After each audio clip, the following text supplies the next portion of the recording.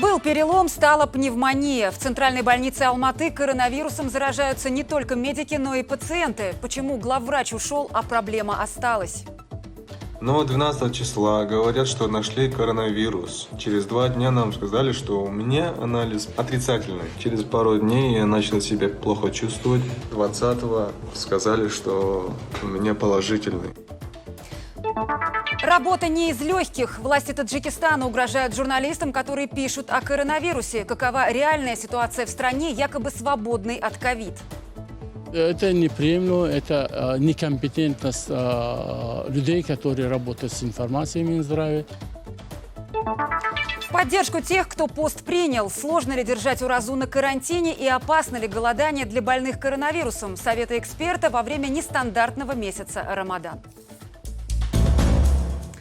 В прямом эфире информационная программа «Настоящее время. Азия» в пражской студии я, Фарида Курбангалеева. Здравствуйте. Ну и начнем с Казахстана, где меры по борьбе с коронавирусом сегодня обсуждал Совет Безопасности. Заседание провел его глава и первый президент страны Нурсултан Назарбаев. Надо отметить, что это было первое заседание Совета после введения режима чрезвычайного положения. Какие заявления на нем прозвучали, узнаем у нашего корреспондента Ернура Дазжанова, который выходит на прямую связь из Нур-Султана. Ернур, добрый вечер. Расскажите, пожалуйста, подробнее, о чем сегодня говорил Назарбаев. Приветствую, Фарида. Начну с того, что с момента внедрения ЧП многие казахстанцы задавались вопросом, почему молчит Совет Безопасности. И спустя почти больше месяца Нурсултан Назарбаев наконец-то провел заседание. Прошло оно, что неудивительно, в формате онлайн. В одном помещении Сильбасы на тот момент были лишь его помощник и секретарь Совбеза. Отвечая на ваш вопрос, по словам первого президента, Казахстан столкнется с серьезными проблемами. Это как финансовый кризис, так и продовольственный. Как и другие страны. В этой связи власти нужно пересмотреть экономическую стратегию. Как утверждает Нурсултан Назарбаев, Казахстан обладает всем необходимым, чтобы преодолеть глобальные вызовы. Якобы в предыдущие годы снижалась зависимость от нефти, и упор был сделан на МСБ, индустриализацию и социальные программы. Что самое главное, страну в этот трудный период сейчас спасает Нацфонд. Но, по мнению Ельбасы, он не резиновый, и использовать его надо экономно. Также первый президент уделил особое внимание чиновникам. Он призвал их перестроить свою работу, чтобы те смогли с успехом восстановить экономику, снизить безработицу и обеспечить население всем необходимым. Как с этим справятся власти, покажет лишь время. Нужно проконтролировать каждый тенге, чтобы вся поддержка оперативно дошла до бизнеса, до населения и каждого человека. Уже сейчас необходимо запускать программы восстановления экономики, посткризисного развития страны, определить направление для наших базовых отраслей экономики будущего, развития городов и сел, социальной сферы, финансовой системы. Ернур, а какова в целом эпидобстановка в стране? Известно ли о новых жертвах коронавируса? Да, Фарида, сегодня в стране было зафиксировано сразу 5 летальных случаев. Среди умерших гражданка России врачи долго боролись за ее жизнь, но спасти, к сожалению, не сумели. Также от коронавируса скончался 40-летний военнослужащий на западе страны. Мужчина служил в одной из воинских частей города Актау, был задействован в дезинфекции улиц. Таким образом, общее число жертв в стране достигло 25. А вот что касается количества заразившихся, их число составило почти 2400. Ернур, большое спасибо. Я напоминаю, на прямой связи из Нур-Султана был наш корреспондент Ернур Дазжанов. Больные коронавирусом в Алматы утверждают, что заразились в стенах центральной городской больницы, той самой, где пару недель назад произошло массовое заражение медиков, а главврач был вынужден уйти в отставку. Наш корреспондент Шалпан Аразбекова изучила истории болезни тех, кого нелегкая привела в ковид-отделение.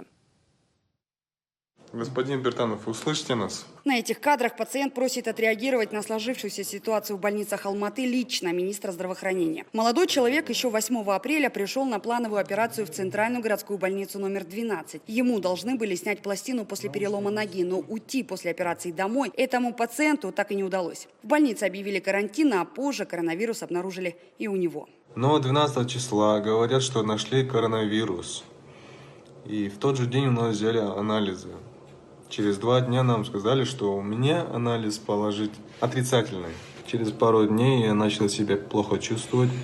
И 20-го сказали, что у меня положительный. Уже ночью 21 апреля пациентов с положительными анализами на коронавирус перевели в Центр фтизиопульмонологии или попросту тубдиспансер. Но, по словам автора видео, в этом центре должного ухода, который обещали врачи центральной больницы, они так и не получили. В палату я лег с дедушкой.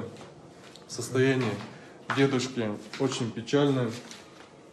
За ним уже 20 дней никто не смотрит. ВИЧ уходит. Сейчас у меня состояние головокружения, тошнота, кашель, сухой кашель, мне воздуха не хватает.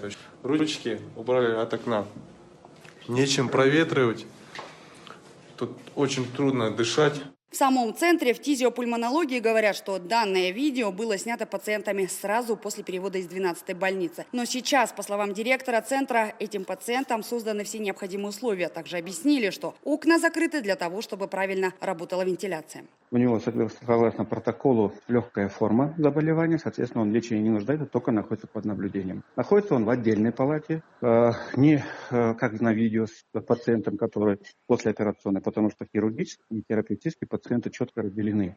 Но поскольку они находятся в одном отделении, но отсеки разные, естественно, он, несмотря на предупреждение персонала, зашел туда, там начал снимать, это его действие. Как и почему пациенты заражаются коронавирусом именно в стенах больницы, мы спросили у недавно назначенного главного санитарного врача Алматы Жандарбека Бекшина. Комментировать что-либо о данной ситуации он отказался, но отметил, что сейчас ведется эпидемиологическое расследование. Я сейчас не готов, сейчас мы сходят, поговорят с ним. Вы мне свои вопросы скиньте, это WhatsApp, хорошо? Поговорить лично с автором видео тоже не удалось. Врачи ссылаются на врачебную тайну. Между тем, пожилого мужчину на этих кадрах разыскивает алматинка Камила Ахметова. Он лежал в одной палате с ее дядей Маратом Ахметовым, который недавно умер от коронавируса в центральной больнице. Это был первый смертельный случай в этом медицинском учреждении. Камила хочет знать о последних минутах жизни своего родственника. Она уверена, что ее дядя шел на поправку, но потом что-то случилось.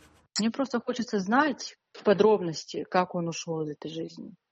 В случае с Маратом можно было его как-то выходить, но на тот момент даже никого не было, сами медсестры в таком шоковом состоянии. Но я не знаю насчет других врачей, других пациентов, но я уверена, что моего дядю врачи заразили, врачи или медсестры. Изначально Марат Ахметов поступил в 12-ю горбольницу на операцию с острым панкреатитом. В итоге, помимо его основного диагноза, в справке о смерти добавили и другой – COVID-19. Но главный вопрос, почему пациенты заражаются коронавирусом от самих врачей, так и остается без ответа. В Министерстве здравоохранения лишь заявляют, что данная ситуация и стала причиной увольнения руководителей больниц и ведомств. Это же относится к городу, непосредственно поэтому же и хотели поменять город. Да, главврача убрали, поменяли, то есть его освободили от занимаемой должности. Это упущение города. Шолпан Уразбекова, Павел Энгельгард. Настоящее время. Азия. Казахстан.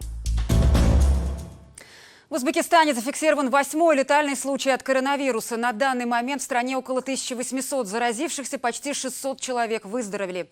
Глава местного Минздрава накануне озвучил затраты на лечение больных. По словам Алишера Шадманова, на каждого пациента уходит от 3 до 6 300 долларов. Министр добавил, что для пациентов подготовлено 16 тысяч коек и создан приличный резерв лекарств. Между тем, под Ташкентом продолжается строительство инфекционной больницы на 10 тысяч койко-мест. Подрядчик сообщил, что первую очередь стационара откроют уже в начале мая. Между тем, узбекистанские СМИ сегодня сообщили о новых партиях полученной и отправленной гуманитарной помощи. Выяснилось, что Ташкент передал России уже 3-ю по счету партию медицинских масок. При этом аналогичную помощь Узбекистан получил и сам из Турции вместе с защитными комбинезонами и шлемами. В общей сложности с начала пандемии Ташкент оказал гуманитарную помощь 6 странам, в том числе довольно самодостаточному Китаю. Помощь получили даже те государства, где официально случаи ковид не зарегистрированы. При этом кампания по отправки грузов широко освещается в государственных СМИ. Узбекистан отправил один самолет гумпомощи Китаю. Что значит один самолет помощи Китаю? Там одна железнодорожная компания Китая ежегодно зарабатывает больше, чем не только весь Узбекистан, но и вся Центральная Азия. Это понимает и руководство республики, но все равно это отправляет. Почему? Просто показать, что мы рядом, мы преданы дружбе с Китаем. Для снижения последствий пандемии Узбекистан намерен привлечь более $3 миллиардов. Предварительная договоренность об этом достигнута с целым рядом международных финансовых организаций. Узбекистан хочет воспользоваться ситуацией и занять деньги на эту борьбу. Более того, он учитывает то, что в этот момент международные организации особо и не отказывают в этой помощи. Насчет средств я не вижу, чтобы Узбекистан чувствовал нехватку средств на борьбу с коронавирусом, потому что, видите ли, правительство за месяц построило карантинный центр на 6 тысяч человек. Это вообще грандиозная работа. В Кыргызстане, где на домашнем карантине находится почти 30 тысяч человек, заговорили о снятии ограничительных мер. Например, в Бишкеке в ближайшие дни начнут работать такси и станции техобслуживания автомобилей. С последними новостями из кыргызской столицы к нам присоединяется Жибек Бегалиева. Жибек, добрый вечер. Можно ли все-таки говорить о том, что карантинные меры ослаблены? Как жители реагируют на подобные новости? Привет, Фарида. Ну, действительно, власти не успели заговорить о том, что они собираются ослабить меры по самоизоляции, как люди просто хлынули на улицы. Особенно много их в спальных районах, там и людей много, и машин. У меня здесь, к примеру, по соседству даже открыли автомойку, они начали принимать клиентов. Но все это, конечно, нелегально, потому что снимать запреты власти планируют начать, если не будет каких-либо форс-мажоров, 30 апреля. И начать чиновники планируют с тех сфер, где задействованы люди, которые живут каждодневным заработком. Это стройки, станции технического обслуживания, вулканизации, такси и так далее. Еще в комендатуре подумывают над тем, чтобы открыть работу кризисных центров, потому что очень много стало случаев домашнего насилия. На 60% увеличилось их количество. И это только те случаи, когда женщины обращаются в милицию. Уважаемые горожане, обращаюсь к вам. И прошу, что эти дни тоже пройдут, но мы должны сохранить свои семьи. Мы сохранить должны свое будущее, наших детей, наших жен и наших близких. Поэтому еще раз вас обращаюсь. Будьте более терпимы. Жибек, расскажите, пожалуйста, а что за скандал возник вокруг заявления замминистра здравоохранения о том, что на лечение одного больного коронавирусом государство тратит около $3000? Сегодня модератор во время брифинга замминистра здравоохранения рассказал о том, что в соседнем Узбекистане тратится на одного пациента, который болен COVID-19, примерно $3000. Он спросил, сколько у нас на это тратится денег. Чиновник ответил, что примерно такая же сумма. У многих это вызвало недоумение, потому что для нашей страны это очень большая цифра, это раз. Потом на фоне всех вот этих заявлений о том, что некоторые больные говорят, что их плохо кормят, к примеру, в нашем эфире об этом говорила пациент из инфекционной больницы в столице, или о том, что врачи, которые заболели на юге страны коронавирусом, должны сами тратить деньги, или их родные покупают лекарства. Вот на фоне всех этих обвинений эта сумма звучала очень довольно так удивительно. И вот поэтому сейчас многие люди обсуждают вот эту ситуацию. Вы знаете, сейчас на сегодня мы еще не успели подсчитать тот социально-экономический ущерб от каждого случая. Но, наверное, примерно такие же расходы тянет наша страна на лечение, на медицинское обслуживание больных коронавирусной инфекцией. Всего у нас в стране зафиксировано 656 случаев коронавируса, заболевания коронавирусом. Примерно половина из них уже вылечились, и в правительстве сейчас надеются, что эпидемия идет уже на спад, и на следующей неделе, скорее всего, как они надеются, число заболеваний будет уменьшаться. Жибек, большое спасибо. Я напоминаю, на прямой связи из Бишкека была наш корреспондент Жибек Бегалиева. Заболевшим жителям Ашхабада отказывают в госпитализации, резервируя палаты для больных коронавирусом. Об этом сообщает сайт «Хроника Туркменистана». По его данным, новых пациентов туберкулезного отделения инфекционной клиники направляют, например, в больницу одного из сел, расположенного в 170 километрах от столицы. А отделения, отданные под ковид, по словам врачей, пока пустуют. Медперсонал там проводит регулярную уборку и дезинфекцию. И такая же ситуация в Центральном клиническом госпитале Ашхабада. По данным журналистов, в стране выявлены больные коронавирусом, но власти продолжают это отрицать. К примеру, министр иностранных дел страны Рашид Миредов заявил, что, цитата, «если бы был хотя бы один подтвержденный случай, мы бы незамедлительно сообщили об этом Всемирной организации здравоохранения. Мы ничего не скрываем». Конец цитаты. Добавлю, что у ВОЗ будет возможность проверить эти слова, потому что представители организации на следующей неделе посетят Туркменистан, а также Таджикистан, власти которого также отрицают факты заражения. Ранее в миссии Всемирной организации здравоохранения в Таджикистане заявили, что говорить об отсутствии коронавируса в стране нельзя. Там настаивают на проверке отрицательных анализов у пациентов с тяжелой формой пневмонии. Между тем, Минздрав Таджикистана отвергает информацию о смерти 3 человек в столичном медцентре номер 1. По данным независимых СМИ, больные скончались от пневмонии.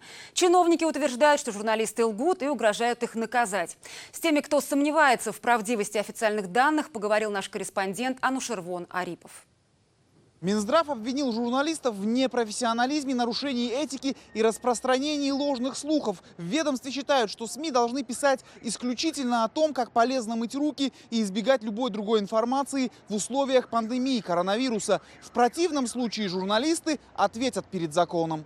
Само заявление Минздрава написано очень высокопарно. В таджикской версии говорится, что журналисты сегодня, цитата, «только нагнетают обстановку, сеют зерна страха в душах жителей страны и разжигают недоверие к власти и врачам, которые самоотверженно борются за здоровье населения». В русской версии слог немного проще. Министерство здравоохранения и социальной защиты Республики Таджикистан, к сожалению, отмечает, что журналисты, вместо того, чтобы в эти чувствительные и решающие для страны моменты призывать людей к соблюдению правил и методов профилактики инфекционных заболеваний, наоборот, еще больше нагнетают обстановку, что приводит к конфликтам и недоверию к правительству и министерству. СМИ не торопятся удалять статьи из своих лент или давать опровержения, поскольку информация о смертях в больницах подтверждена другими источниками. Журналисты вынуждены работать, опираясь на неофициальные данные. Получить информацию от самого Минздрава почти невозможно, говорит председатель Ассоциации независимых СМИ страны Нуридин Кашибоев. На предложение журналистского сообщества оказать содействие в организации брифингов чиновники ответили отказом. Это неприемлемо, это некомпетентность людей, которые работают с информацией в Минздраве. Я думаю, что сокрытие информации в такой ситуации, как сейчас в стране, это преступление. И даже мы предлагали коллегам из Минздрава, чтобы они практиковали ежедневные брифинги для журналистов, чтобы каждый день распространить новую информацию. Политолог Парвиз Муладжанов считает, в том, что журналисты сегодня вынуждены печатать неподтвержденную госорганами информацию, виноваты чиновники Минздрава. Он уверен, что если СМИ перестанут говорить о происходящем в стране, то информационный вакуум заполнят действительно непроверенные и опасные слухи. То, что сейчас есть конфликт между журналистами и Минздравом, означает, что общество требует больше информации. То есть это не журналисты, это уже в целом население требует больше информации. Даже если сейчас ОЗОД и другие средства информации перестанут это печатать, ситуация будет еще хуже, потому что наоборот эти слухи будут еще больнее бить по интересам правительства. Официально в Таджикистане коронавируса нет. Местные власти говорят, что если бы в стране и были выявлены больные COVID-19, то Всемирная организация здравоохранения уже давно бы об этом сообщила.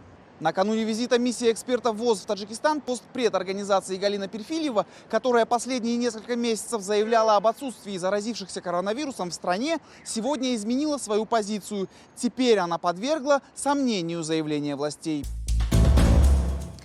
Пандемия коронавируса серьезно повлияла на ритуалы и обычаи священного для мусульман месяца Рамадан. Многие верующие вынуждены отказываться от массовых молитв и разговений. При этом священнослужители отмечают, что соблюдение поста остается обязательным. Как же держать уразу в условиях самоизоляции, узнаем у нашего эксперта, врача-диетолога Турсун Мамырбаевой, которая выходит на прямую связь. Госпожа Мамырбаева, добрый вечер. Скажите, пожалуйста, стоит ли все-таки из-за эпидемии пересматривать свой рацион? Многие люди сейчас вынуждены меньше находиться на свежем воздухе, они менее активны. И нужно ли, исходя из этого, исключать из употребления какие-то продукты? Да, здравствуйте. Действительно, очень такой период, когда вот два таких стрессовых ситуации совпало. Да? Вот с одной стороны нужно ограничивать движение, с другой стороны вот прием пищи, да, двухразовый. Конечно, это очень много таких моментов, но самый главный принцип для организации правильного питания – это разнообразие питания. И вот люди, которые держат пост в этот месяц, они должны как-то вот распределить пищу на 2 приема и при этом обязательно следить, чтобы и утренний прием, и вечерний прием он состоял из разных групп продуктов. Вот известно, что мы все продукты делим на 4 группы. Это овощи, мясные, молочные продукты и злаковые продукты, чтобы вот все вот эти вот продукты присутствовали. Потому что и следующее, наверное, вот если говорить об ограничениях, наверное, нужно все-таки ограничивать сладости, простые сахара, да, вот мы говорим кондитерские изделия, и сильно соленые продукты, потому что они, вот с одной стороны, дают просто пустую энергию, которая что способствует будет в условиях ограниченной двигательной активности, лишние калории. А с другой стороны, это очень высокие потребности в воде, поэтому раз такой возможности нет, наверное, вот эти продукты должны быть исключены.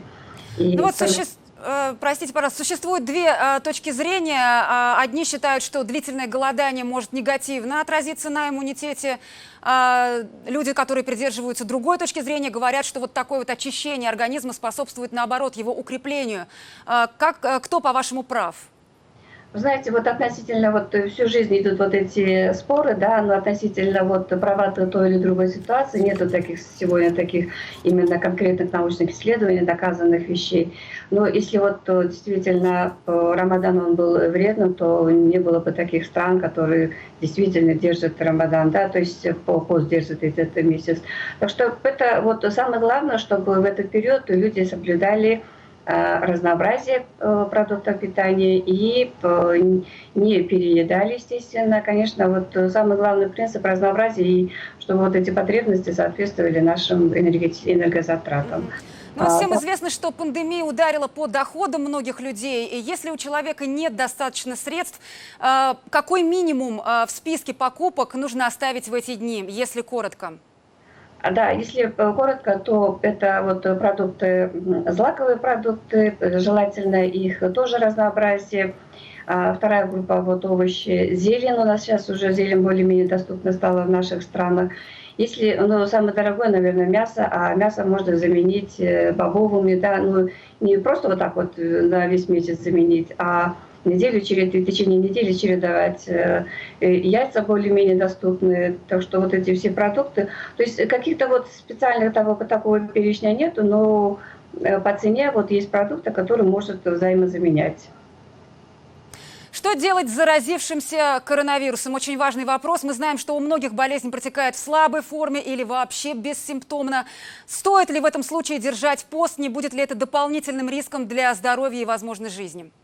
Это будет дополнительный риск, это будет довольно такой высокий риск, и поэтому, если человек заболел, то по правилам этого поста тоже больные люди они не должны держать. То есть это даже, насколько я знаю, это будет грех, если больной человек держит пост. То есть это непростительно. Поэтому если человек плохо почувствовал, если даже нет коронавируса, какая-то просто обычное простудное заболевание, то человек в этот момент он должен отказаться от поста и должен полноценно питаться, потому что именно питание поможет человеку выздороветь и побыстрее выйти. Турсун, большое спасибо. Понятно, больным не стоит держать пост. На прямой связи из Бишкека была врач-диетолог Турсун Мамырбаева. Это вся информация к этому часу. С вами была Фарида Курбангалеева. До встречи.